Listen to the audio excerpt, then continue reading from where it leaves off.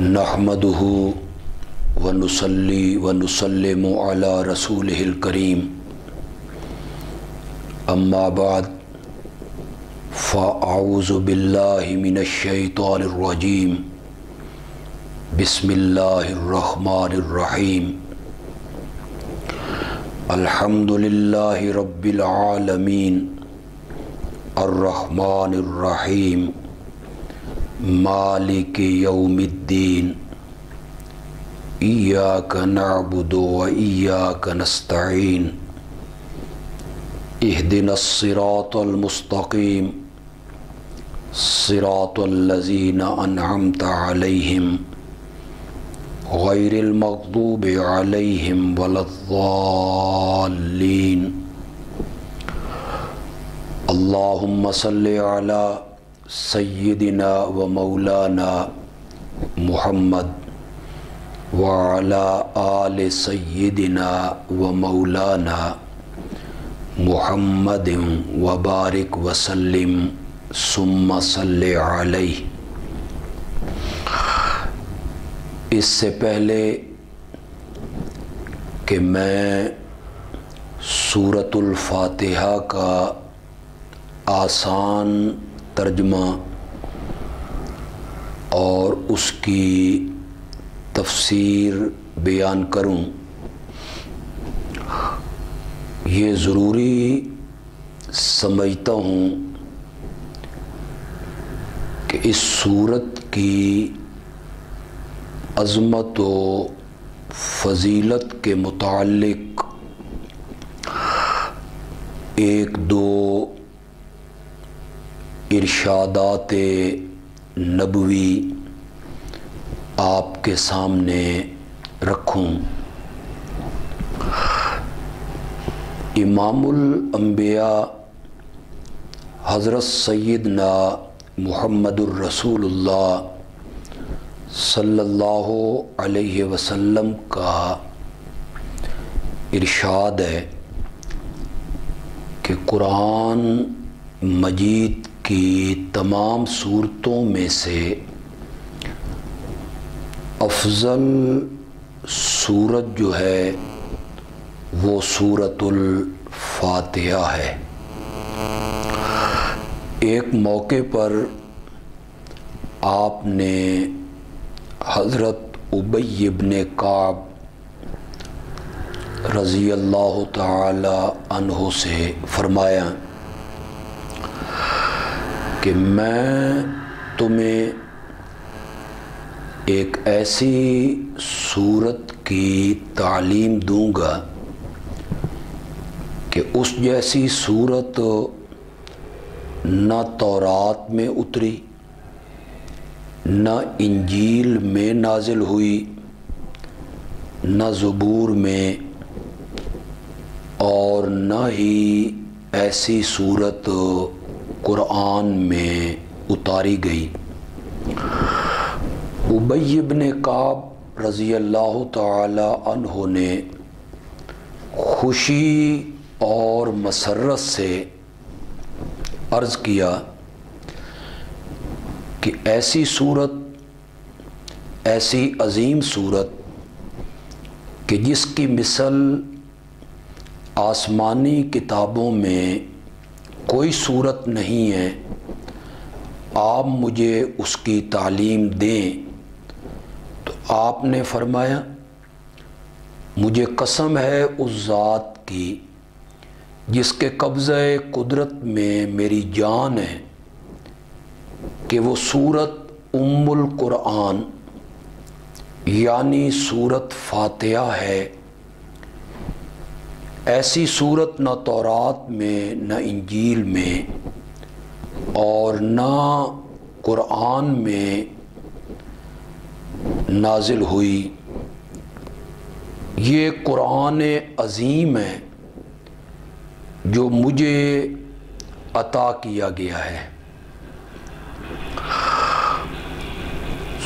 سورۃ الفاتحہ کی عظمت کے لیے ایک یہی بات کافی ہے کہ قرآن کی موجودہ ترتیب میں سورۃ فاتحہ کو سب سے پہلی سورت ہونے کا شرف حاصل ہوا ہے۔ یہ پورے قرآن کا دی باچہ ہے، یہ پورے قرآن کا آئینہ ہے، اور اس کے مضامین کو پڑھ کے پورے قرآن پاک کے مضامین کو سمجھا جا سکتا ہے۔ اور سورۃ فاتحہ کی عظمت و اہمیت کا اندازہ آپ اس بات سے لگائیں کہ مفسرین نے اس کے بہت سارے نام ذکر کیے ہیں۔ علامہ ابن کثیر رحمۃ اللہ علیہ نے اپنی تفسیر میں اس کے 26 نام ذکر کیے ہیں۔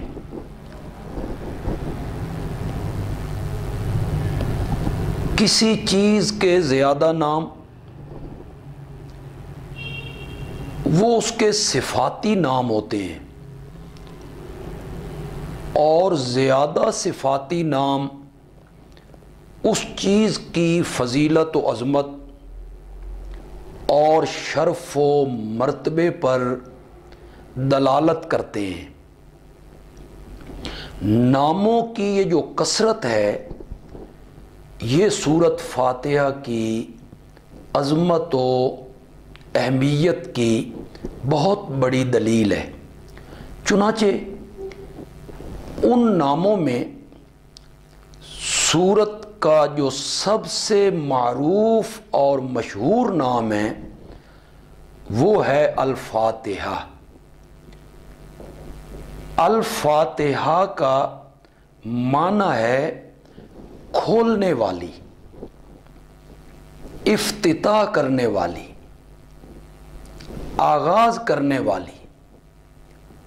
اور اس کا نام سورۃ فاتحہ اس لیے رکھا گیا کہ یہ قرآن پاک کو کھولنے والی ہے۔ یعنی جب ہم قرآن پاک کھولتے ہیں تو چونکہ سب سے پہلے یہی سورت آتی ہے، اس مناسبت سے اس کا نام سورۃ فاتحہ رکھا گیا۔ یا اس کا نام سورۃ فاتحہ اس لیے رکھا گیا کہ یہ نماز میں قرات کو کھولنے والی ہے۔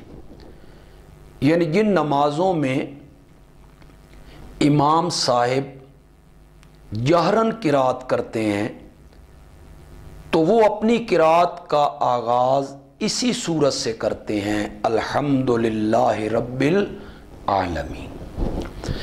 ایک نام اس سورت کا سورۃ الکنز ذکر کیا گیا ہے، اور کنز کا معنی ہے خزانہ۔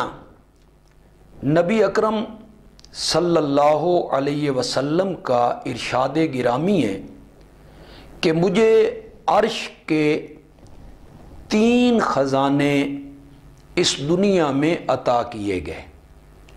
ان میں ایک سورۃ الفاتحہ ہے، ایک آیت الکرسی ہے، اور تیسرا خزانہ ہے لا حول ولا قوت الا باللہ۔ اس سورت کا نام ایک نام سورۃ الدعا ذکر کیا گیا ہے اس مناسبت سے کہ اس میں ایک عظیم دعا کا تذکرہ ہے، اہدنا الصراط المستقیم۔ چنانچہ اس سورت کا ایک نام سورۃ الاساس بیان کیا گیا ہے۔ اساس کے معنی بنیاد کے ہیں، چونکہ اس سورت کے مضامین پورے قرآن کے لیے بنیاد کی حیثیت رکھتے ہیں، اس مناسبت سے اس سورت کا نام سورۃ الاساس ذکر کیا گیا ہے۔ ایک نام اس کا سورۃ الشفا مفسرین نے ذکر کیا۔ ویسے تو پورا قرآن شفا ہے، وَنُنَزِّلُ مِنَ الْقُرْآنِ مَا هُوَ شِفَاءٌ وَرَحْمَةٌ لِّلْمُؤْمِنِينَ۔ ایک دوسری جگہ پہ ارشاد ہوا، یا ایھا الناس قد جاءتکم موعظۃ من ربکم وشفاء لما فی الصدور۔ قرآن پاک کی ایک ایک آیت، قرآن پاک کا ایک ایک لفظ شفا ہے۔ اس مناسبت سے سورت فاتحہ کو سورت شفا کہا گیا کہ یہ روح کو لگنے والی جو بیماریاں ہیں اور باطن کے جو روگ ہیں ان کے لیے یہ شفا ہے۔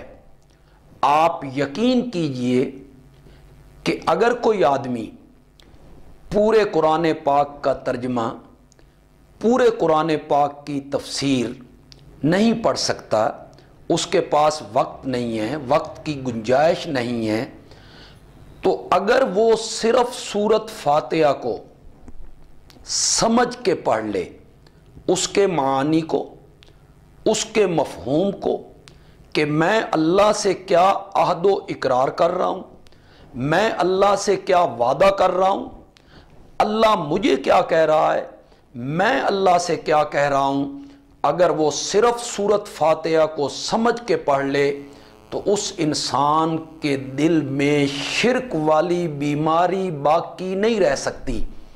اس مناسبت سے اس سورت کا ایک نام سورۃ الشفا ذکر کیا گیا، ایک نام اس کا سورۃ الکافیہ بھی ذکر کیا گیا ہے، اور اس کا مفہوم بھی یہی ہے کہ بندے کے عقائد و نظریات کی اصلاح کے لیے یہی ایک سورت کافی ہے۔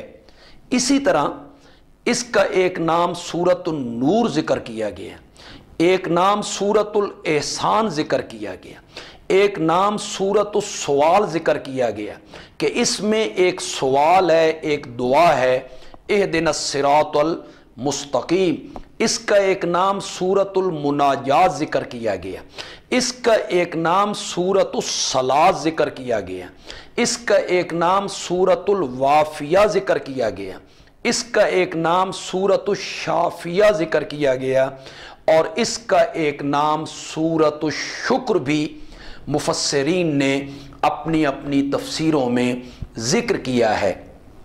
لیکن میں آپ حضرات کی آسانی کے لیے صرف دو ناموں پر مختصر سی گفتگو کروں گا۔ ان میں ایک نام ہے ام القرآن۔ ام کا معنی عربی میں بنیاد، اصل، مرکز، مغز، نچوڑ کے معنی میں ام کا لفظ استعمال ہوتا ہے۔ چونکہ یہ سورت پورے قرآن کے مضامین کی جامع سورت ہے، پورے قرآن کے مسائل کا آئینہ ہے، پورے قرآن کے موضوعات کی بنیاد اور اصل ہے، پورے قرآن کی تعلیم کا خلاصہ اور نچوڑ ہے، اس مناسبت سے اس کا نام ام القرآن تجویز کیا گیا۔ ام کا لفظی معنی ماں کا ہے، یعنی سارے قرآن کی ماں، اس مفہوم میں کہ جس طرح اولاد ماں کے پیٹ سے باہر نکلتی ہے، اسی طرح پورے قرآن کے جو مضامین ہیں وہ اس سورت سے نکلے ہیں۔ اس مناسبت سے اس سورت کا نام ام القرآن ذکر کیا گیا۔ دوسرا نام جس سے میں اس کے ترجمے میں، تفسیر میں اسی نام کی بنیاد پر گفتگو کروں گا، وہ نام ہے تعلیم المسئلہ، اور تعلیم المسئلہ کا معنی ہے سوال کرنے اور مانگنے کی تعلیم۔ سورت فاتحہ کو تعلیم المسئلہ اس لیے کہتے ہیں کہ اس صورت میں اللہ نے لوگوں کو اپنے سے مانگنے کا طریقہ سکھایا ہے، اپنے سے مانگنے کا ڈھنگ سکھایا ہے۔ اللہ کہنا یہ چاہتے ہیں کہ ہر بندے نے سورت فاتحہ میں ایک سوال کرنا ہے، ایک دعا کرنی ہے، مجھ سے ایک مطالبہ کرنا ہے، اور وہ اس کی دعا اور اس کا سوال اور اس کی درخواست ہے اہدنا الصراط المستقیم۔ لیکن مانگنے کا یہ کوئی طریقہ نہیں ہے کہ وہ میرے دربار میں آئے، ہاتھ اٹھائے اور کہے یا اللہ میری فلاں حاجت پوری کر دے، مجھے اولاد دے دے، مجھے مقدمے سے رہائی دے دے، مجھے قرضے سے نجات دے دے۔ یہ مانگنے کا کوئی طریقہ نہیں ہے۔ اللہ نے فاتحہ میں اپنے سے مانگنے کا ڈھنگ اور طریقہ سکھایا کہ طریقہ یہ ہے کہ اپنی درخواست، اپنا سوال، اپنا مطالبہ، اپنی گزارش، اپنی دعا، اس کو پیچھے کر دے اور میری تعریفیں شروع کر دے، میرے اوصاف کا تذکرہ پہلے کر، میرے گیت گا، میرے گن گا، میری اتنی تعریفیں کر، میرے اوصاف کا ذکر کر، میری صفات کا تذکرہ کر کہ میں عرش سے خود پوچھنے لگوں مانگ مجھ سے کیا مانگتا ہے، تیرا کیا سوال ہے، تیری کیا دعا ہے، اور پھر تو اپنا مطالبہ اور اپنی دعا اور اپنی درخواست میرے حضور پیش کر۔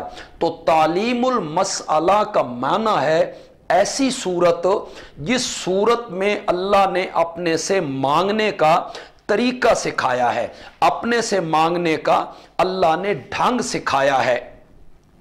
چنانچہ سورت فاتحہ میں ہم سب نے اللہ سے ایک درخواست کرنی ہے، ایک گزارش کرنی ہے، اہدنا الصراط المستقیم۔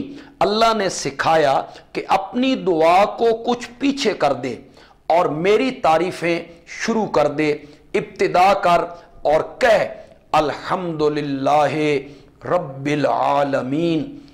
تمام تعریفیں اور تمام صفات اور تمام خوبیاں اور تمام اوصاف اللہ ہی کے لیے ہیں جو سارے جہانوں کا پالنہار ہے۔ یہ جو ہم نے الحمدو کا معنی کیا، سب تعریفیں، تمام خوبیاں، تمام اوصاف، تو حمد کا معنی تو ہو گیا اوصاف، حمد کا معنی ہو گیا تعریف، حمد کا معنی ہو گیا صفتیں۔ یہ سب جو ہم نے معنی کیا ہے یہ حمد پہ آنے والے الف لام کا کیا ہے۔ ال کا معنی ہم نے کیا تمام۔ عربی کے اندر یہ الف لام استغراق کے لیے ہوتا ہے، یعنی اس نے سب کو گھیر رکھا ہے۔ معنی کریں گے کل تعریفیں، سب تعریفیں، تعریفیں، تمام اوصاف، تمام خوبیاں اللہ ہی کے لیے ہیں۔ لیکن آپ تھوڑا سا غور فرمائیں، اس معنی پر ایک اعتراض وارد ہو جاتا ہے۔ اعتراض یہ ہوتا ہے کہ یہ معنی آپ نے کیسے کیا کہ سب تعریفیں، سب خوبیاں، سب کمال، سب حمدیں اللہ کے لیے ہیں، جبکہ کئی خوبیاں، کئی صفتیں انبیاء کے لیے بھی ہیں، کئی صفتیں فرشتوں کے لیے بھی ہیں، کئی اوصاف جبریل امین کے لیے بھی ہیں، کئی صفات شہداء کے لیے ہیں۔ چنانچہ خود قرآن نے نبی اکرم صلی اللہ علیہ وسلم کی صفات کا ذکر کیا ہے، آپ کے اوصاف کا ذکر کیا ہے۔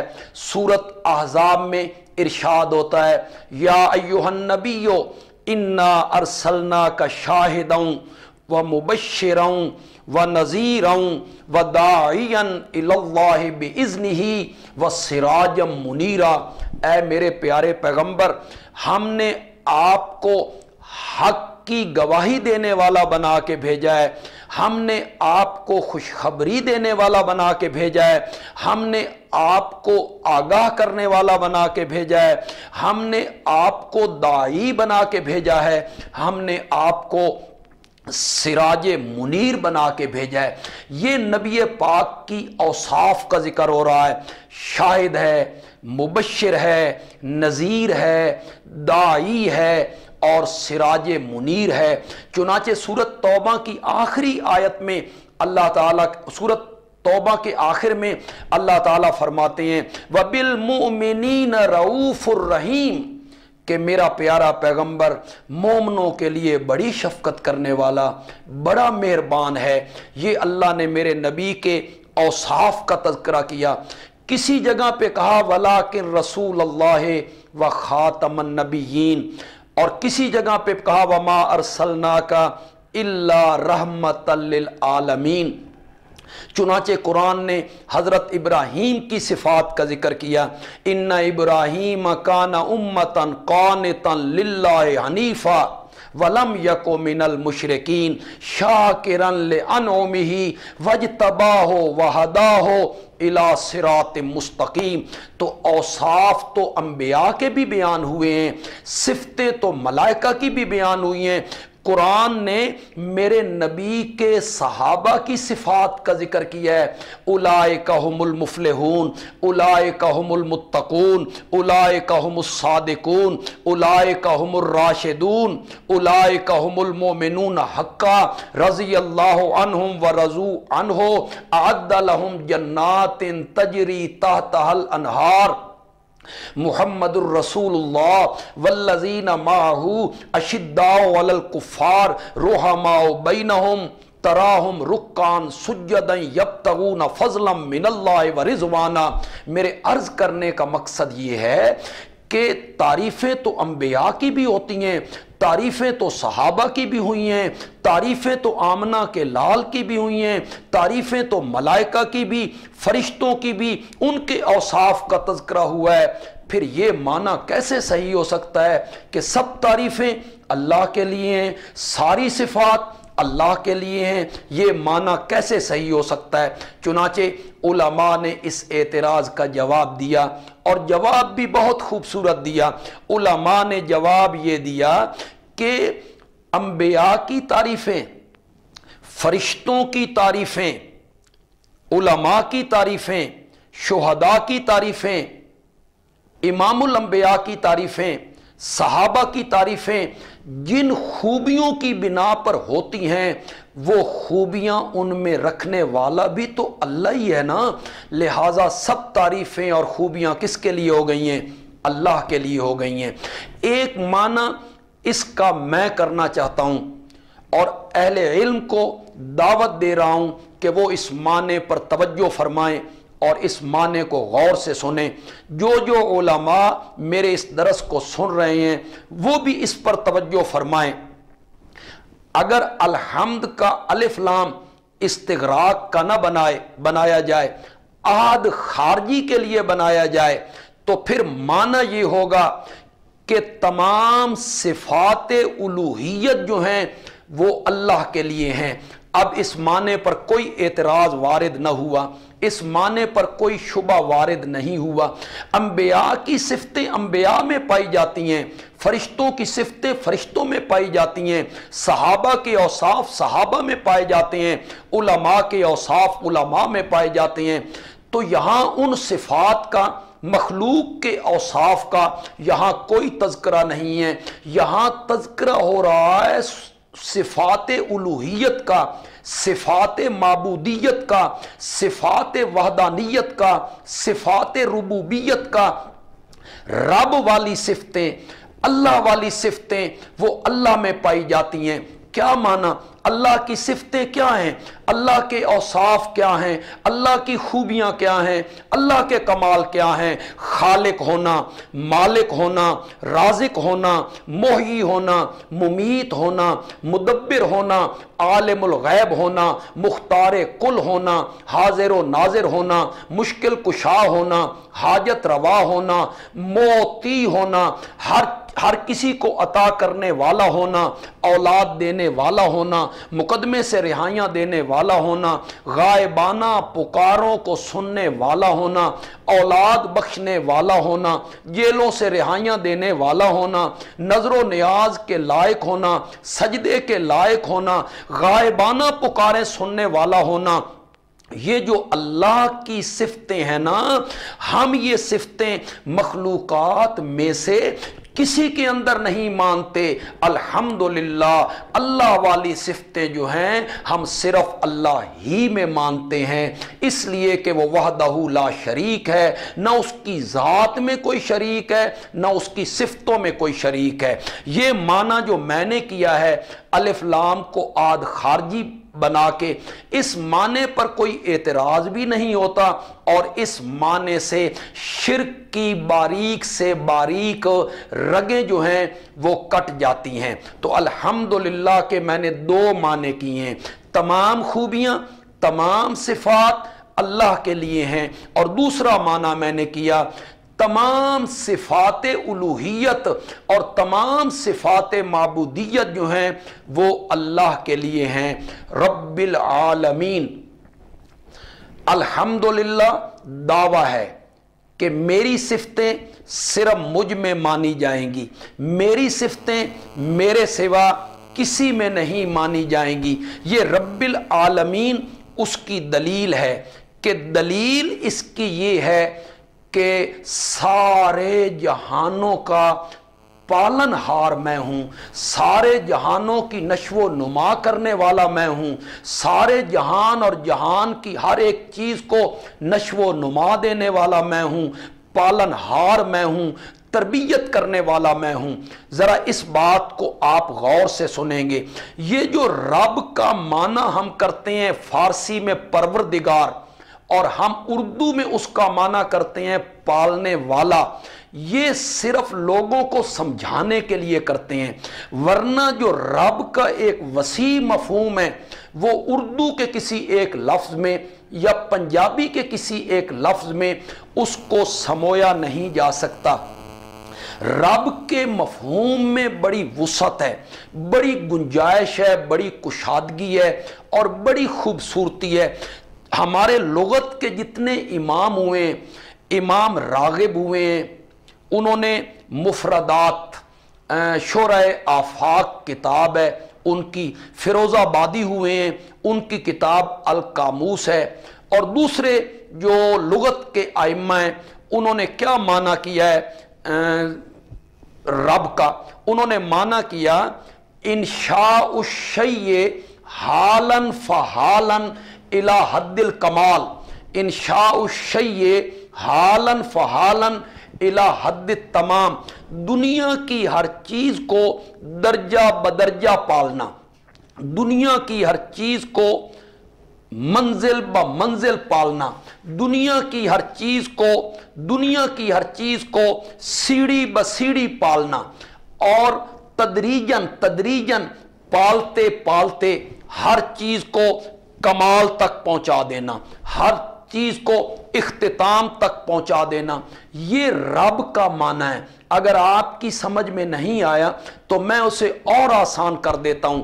رب کہتے ہیں اس ہستی کو کہ دنیا کی جس چیز کو زندگی کے جس موڑ پر جس طرح کی چیز چاہیے اس کے مطابق مہیا کر دینا، اس کو رب کہتے ہیں، مطلق پالنا نہیں۔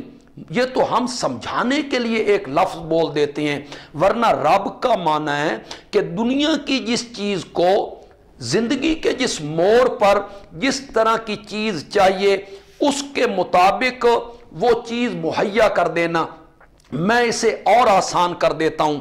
ماں کا پیٹ ہے، 3 اندھیرے ہیں، ایک ماں کے پیٹ کا اندھیرا ہے، ایک رحم کا اندھیرا ہے، اور ایک اس جھلی اور اس پردے کا اندھیرا ہے جس جھلی اور پردے میں لپیٹ کے اللہ اس بچے کی تصویریں بنا رہا ہے، اس کے نین نقش بنا رہا ہے، اس کے اعضاء بنا رہا ہے۔ 4 مہینے کے بعد جب اللہ نے اس بچے میں وہاں روح پھونکی ہے تو روح کے آ جانے کے بعد اسے بھوک محسوس ہونے لگی، اسے پیاس محسوس ہونے لگی، اب وہ ہاتھ اٹھا کے مانگ بھی نہیں سکتا اور وہاں غذا پہنچانے کا کوئی راستہ اور کوئی ذریعہ بھی نہیں ہے، تو جو ہستی اس بچے کی رمزیں سمجھ کے 3 اندھیروں کے اندر ماں کا گندا خون اس بچے کی غذا بنا دیتا ہے، اس کو رب کہتے ہیں۔ تو رب کا یہ مفہوم ہے، درجہ بدرجہ پالنا، ضرورت کے مطابق وہ چیز مہیا کر دینا۔ یہی بچہ جب ماں کے پیٹ سے باہر نکلتا ہے تو دائی اس نے پہلا کام یہ کیا کہ اس رستے کو کاٹ دیا جو ناف کے ذریعے خوراک پہنچنے کا رستہ تھا۔ بچہ رونے لگ گیا ہے، ارد گرد جتنے لوگ کھڑے ہیں وہ مسکرا رہے ہیں، اس کا باپ بھی، اس کے چچا بھی، اس کے ماموں بھی، اس کی پھوپھیاں بھی، اس کی خالائیں بھی، وہ مسکرا رہے ہیں، لیکن بچہ رو رہا ہے۔ اس بچے کے رونے کی جو رمزیں ہیں نا وہ کوئی نہیں سمجھ رہا ہے، کوئی نہیں سمجھ رہا ہے۔ رونے کا سبب یہ ہے کہ میرا رستہ جو تھا غذا کا وہ کٹ گیا ہے، تو غذا کہاں سے حاصل ہوگی؟ تو جو ہستی اس وقت بچے کے کان میں کہے کہ گھبرانا نہیں ہے، پریشان نہیں ہونا، میں نے ایک رستہ واپس لیا ہے اور تیری ماں کے سینے میں 2 رستے ہم نے جاری کر دیے ہیں، اس کو رب کہتے ہیں۔ آپ نے دیکھا بچہ ہے، اس کے منہ میں دانت نہیں ہے، اس کا معدہ کمزور ہے، وہ ثقیل غذاؤں کو برداشت نہیں کر سکتا، تو رب اسے کہتے ہیں جو اس کے مطابق اسے رزق مہیا کرتا ہے، اسے غذا مہیا کرتا ہے۔ طب میں آپ پڑھ لیں کہ ماں کا جو ابتدائی دودھ ہوتا ہے اس میں چکنائی نہیں ہوتی۔ کیوں چکنائی نہیں ہوتی؟ جگر کے اندر، ماں کے جگر کے اندر وہ دودھ بن رہا ہے، اسی جگہ پہ خون بن رہا ہے، اسی جگہ پہ بلغم، اسی جگہ پہ دودھ، لیکن اللہ اس میں چکنائی نہیں آنے دیتے، اس لیے کہ بچے کا معدہ ابھی کمزور ہے، وہ چکنائی کو برداشت کرنے کے قابل نہیں ہے، اس کو رب کہتے ہیں۔ جوں جوں بچے کا معدہ طاقتور ہوتا چلا گیا، تو ماں کے دودھ میں چکنائی آتی چلی گئی۔ یہ ہے رب، تربیت کرنے والا، نشو و نما کرنے والا، پروان چڑھانے والا۔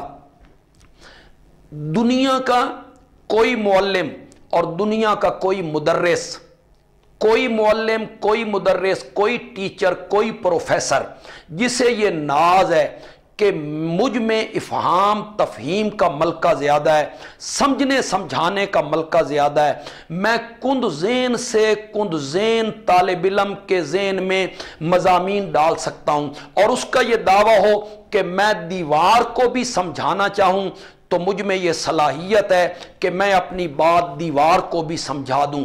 پوری دنیا میں جو ٹیچر اور جو مدرس اور معلم اس میں پہلے نمبر پہ آیا ہو کہ افہام تفہیم کا مادہ علی وجہ الکمال اس میں پایا جاتا ہے، اس ٹیچر کو میرے پاس لائیے، اس معلم کو میرے پاس لائیے، میں 2 دن کا بچہ اس معلم کے حوالے کرتا ہوں اور پھر میں اس سے کہتا ہوں اس بچے کو سمجھا دودھ چوسنے کا طریقہ کیا ہے، بتا اس بچے کو۔ نہیں بتا سکتا۔ جو ہستی 2 دن کے بچے کو دودھ چوسنے کے طریقے سمجھا رہی ہے اس کو رب کہتے ہیں۔ بلی کے بچوں کو کس نے بتایا ہے کہ تمہاری غذا کہاں ہے؟ کتیا کے بچوں کو کس نے بتایا ہے کہ تمہاری غذا کہاں ہے اور اس کے حاصل کرنے کا طریقہ کیا ہے؟ اور مرغی کے چوزوں کو کس نے بتایا ہے کہ اگر اوپر سے چیل آ جائے تو تمہاری پناہ گاہ جو ہے وہ ماں کے پروں کے نیچے ہے؟ جو مرغی کے چوزوں کو، بلی کے بچوں کو، کتیا کے بچوں کو یہ سب کچھ سمجھا رہا ہے اس کو رب کہتے ہیں۔ العالمین عالم کی جمع ہے، عالم کا معنی ہے جہان اور عالمین کا معنی ہوگا تمام جہان۔ عالم جو ہے یہ علم سے نکلا ہے، और अलम अरबी में झंडे को कहते हैं, और झंडे को अलम इसलिए कहते हैं कि झंडा जो होता है वो निशान होता है मुल्क का, जमात का। आपने यूं ही पाकिस्तान का झंडा देखा, आपको फौरन समझ आ गया कि ये पाकिस्तान का झंडा है, ये सऊदी अरब का झंडा है, ये फलां मुल्क का झंडा है। फिर जमातों के झंडे आप देखते चले जाएं, झंडे को देखते ही आपको समझ आ गई कि ये मुस्लिम लीग का झंडा है, ये पीपल पार्टी का झंडा है, ये फलां जमात का झंडा है, ये जमीयत उलमा इस्लाम का झंडा है, ये जमात इस्लामी का झंडा है। तो झंडे को अरबी में अलम इसलिए कहते हैं कि अलम का माना है अलामत, अलम का माना है अलामत। तो झंडा चूंकि अलामत होती है, झंडा चूंकि निशान होता है उस मुल्क की पहचान का और उस जमात की पहचान का, इसलिए झंडे को अरबी में अलम कहते हैं। जिसके जरिए पहचान होती हो, इस पूरे जहान को आलम इसलिए कहते हैं कि इस जहान का एक एक जर्रा जो है ना वो मेरे रब की तौहीद का निशान है। इस जहान का एक एक जर्रा जो है ना वो मेरे रब की उलूहियत की अलामत है। इस जहान का एक एक तिनका जो है ना वो मेरे रब की रुबूबियत पर दलील है। एक सूफी का कौल है, बहुत खूबसूरत कौल है, आप भी सुनिएगा। सूफी कहता है कि वो कौपल जिसे हम अंगूरी कहते हैं या घास का तिनका, वो अंगूरी और वो कौपल जो बड़ी नाजुक है, बाहर निकले हम उसे फूंक मारें तो वो दूसरी तरफ चली जाती है, लेकिन इसी नरमो नाजिक कौपल ने जमीन का सख्त सीना चीरा है और सख्त सीना चीर कर ये कौपल बाहर निकल आई है।